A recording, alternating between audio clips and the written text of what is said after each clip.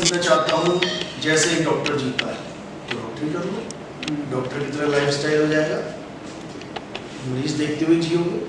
कोई कह रहा है मैं ऐसे जीना चाहता हूँ कि मैं लोगों की फ़ोटो खींचूँ, कैमरामैन खड़े हुए ये फ़ोटो खींच के जीना चाहते हैं, क्योंकि फ़ोटो भी खींचेंगे और जिएंगे भी और खाना भी इससे कमाएंगे। ये तो सर एक रोजी रोटी का साधन है, फोटो खींचना, नौकरी करना, यही समझा रहे हैं। जीने की कला इसी को कहते हैं कि मैं कैसे जीऊँ। जो कहता है मैं तो लोगों को गोलियां मार के जीना चाहता हूँ, आजा फिर फौज में भर्ती हो जा, आतंकवादी चल बन जा, मार गोलियां जी। जीना सिखाने के लिए बहुत से गुरु बैठे हुए हैं, लेकिन जो हम हैं वो मरना कैसे है, मरना सिखाने वाले गुरु। जीना तुमने कैसे, तुम्हारी पर्सनल प्रॉब्लम है। जो मरना कैसे है ये यूनिवर्सल प्रॉब्लम है, क्योंकि सबने मरना है। ये यूनिवर्सल प्रॉब्लम है, मरना कैसे ये तो वैरायटी है। नहीं लग रहा है कि मरना कैसे है। मौत सबकी एक सी है, मौत सबको आनी है। हाँ, मौत सबकी एक सी है। एक सी का मतलब होता है, मौत का मतलब क्या है, शरीर को छोड़ देना। शरीर को छोड़ना सबने छोड़ना है। कोई जल के छोड़ेगा, कोई कट के छोड़ेगा, कोई दब के छोड़ेगा, कोई कैसे छोड़ेगा, लेकिन जो छोड़ना है ये वर्ड सबके साथ लगेगा। एक्सीडेंट हो जाए, जल जाए, कट जाए, क्या लिखेंगे, पिताजी ने शरीर छोड़ दिया। माध्यम अलग अलग हो सकता है। हाँ, घड़ा फूटेगा, पानी बहेगा, ये बिल्कुल क्लियर है। अब वो कैसे फूटेगा, नीचे से फूटेगा, बीच से फूटेगा, ऊपर से फूटेगा, वो अलग अलग तरीका है। कब फूटेगा, क्यों फूटेगा, कैसे फूटेगा, वो हमारा मुद्दा नहीं है। हमारा मुद्दा है कि पानी घड़े से फूट के दूसरे घड़े में नहीं जाना चाहिए। अच्छा, मतलब पुनर्जन्म वाला जो हाँ, पानी वापस कहाँ जाना चाहिए, जहाँ से वो पानी आया वहीं समा जाना चाहिए। समुद्र नहीं तो क्या है, एक घड़ा, उसके नीचे दूसरा घड़ा, उसके नीचे तीसरे घड़ा, 84 लाख घड़े हैं। एक से निकला दूसरे में गिरा, दूसरे से निकला तीसरे, ये पानी नीचे की तरफ फ्लो हो रहा है। हमारा काम क्या है कि पानी को ऊपर से निकाल देना, क्योंकि ऊपर से डाला ना घड़े में। एक बर्तन में पानी ऊपर से डलता है ना, और नीचे से निकल गया तो बंधन में है, इसको ऊपर से ही निकाल देना है वापस, तो इसका खेल खत्म हो जाएगा, घड़ों का खेल खत्म, और तुम बंधन मुक्त हो जाओ। तो ये पानी कैसे निकालना है ये सिखाते हैं। बस मृत्यु के टाइम में क्या करना है, ये पानी कहाँ जाए, बस ये सिखाना है। इसमें हिंदू मुस्लिम सिख ईसाई वाला कोई रूल नहीं है। मरना तो सबको ही मरना है, हिंदू है तो भी मरेगा, मोहम्मदन है तो भी मरेगा, ईसाई है तो भी मरेगा, और किसी धर्म को नहीं मानता है तो भी मरेगा।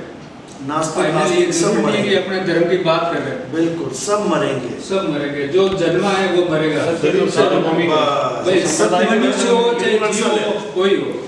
हम लोग यूनिवर्सल ट्रुथ का जो है उसका प्रचार करते हैं। हम उसका प्रचार नहीं करते कि ये हिंदू धर्म है, ये तो देशों के हिसाब से धर्म बदल जाते हैं, देशों के हिसाब से मान्यताएं बदल जाती हैं, देशों के हिसाब से भाषाएं, नाम बदल जाते हैं। देश की जरूरत नहीं, सिर्फ एक देश में 10-20 कोस के बाद में आपको मतलब देवता को मानने का तरीका चेंज मिलेगा। बिल्कुल, हर एक देश तो बहुत बड़ी बात है, बिल्कुल छोटे से एरिया में चेंज मिल जाएगा। जैसे मैं नागौर से हूँ, नागौर में वहाँ अलग है, जोधपुर में अलग, यहाँ से आगे बाड़मेर में चले जाओ, वहाँ रीति रिवाज परंपराएं बिल्कुल अलग मिलेगी।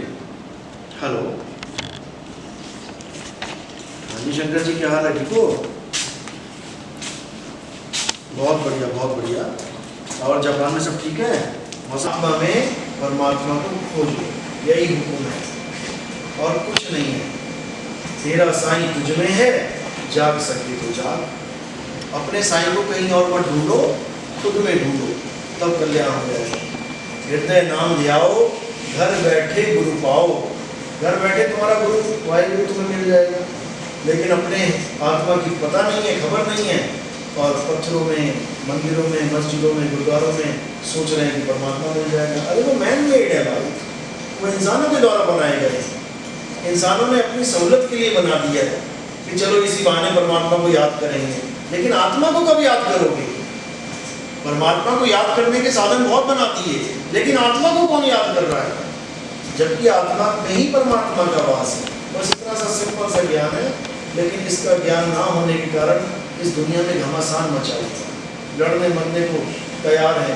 अभी थोड़े दिनों में ऐसा हाल हो जाएगा, गृह युद्ध की स्थिति बनी पड़ी है। कोई कह रहा है ये हिंदू राष्ट्र बनना चाहिए, बताओ, यहाँ के हिंदू रहते हैं अकेले। कोई कह रहा है ये खालिस्तान बनना चाहिए, बताओ। अरे खालिस्तान का मतलब समझ लो, जो खालिज हो गया यानी शुद्ध हो गया, वही खालिस्तानी है।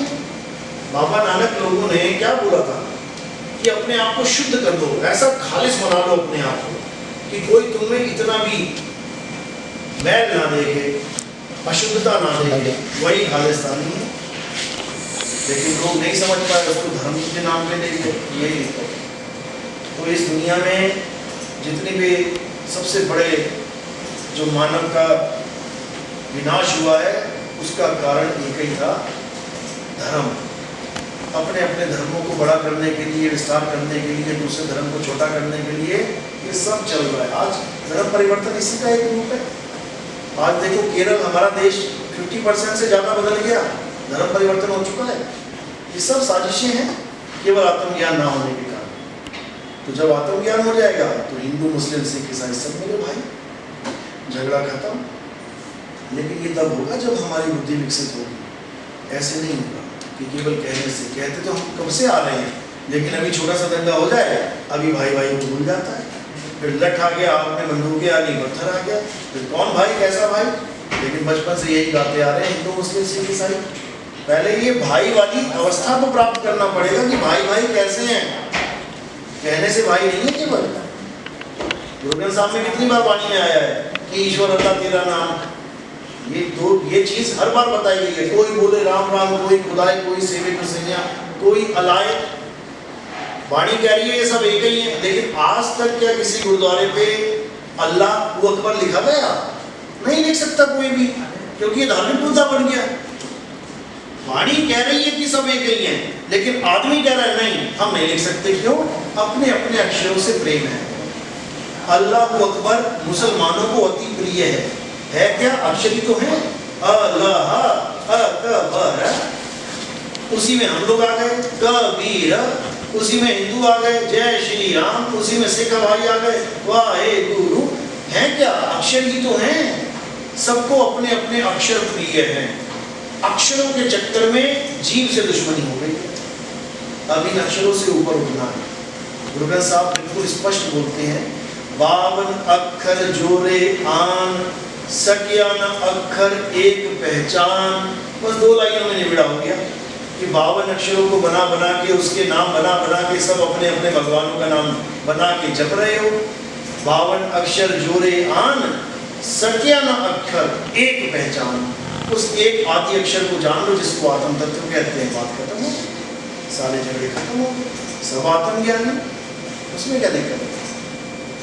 तो गुरु ग्रंथ साहब तो निष्पक्ष भाव से सबको अपनाता है। उसमें बाबा फरीद की भी वाणी है, उसमें रहीम की भी वाणी है, उसमें बुल्ले शाह की भी, शायद उनकी तो नहीं होगी खैर, लेकिन जितनी भी, उन्होंने कभी नहीं देखा कि कौन हिंदू, कौन मुस्लिम, कौन सिख, कौन ईसाई, कभी। हाँ, ये वाणी। तो जहाँ जो सत्य मिले उसको अपना लो। बस सत्य सबका है, यूनिवर्सल है, और जो यूनिवर्सल नहीं है वो सत्य नहीं है, तो मैन मेड है। बस इतना सा ज्ञान है इसको। चलो अब चलते हैं जी, काफी समय हो गया, बाकी का प्रोग्राम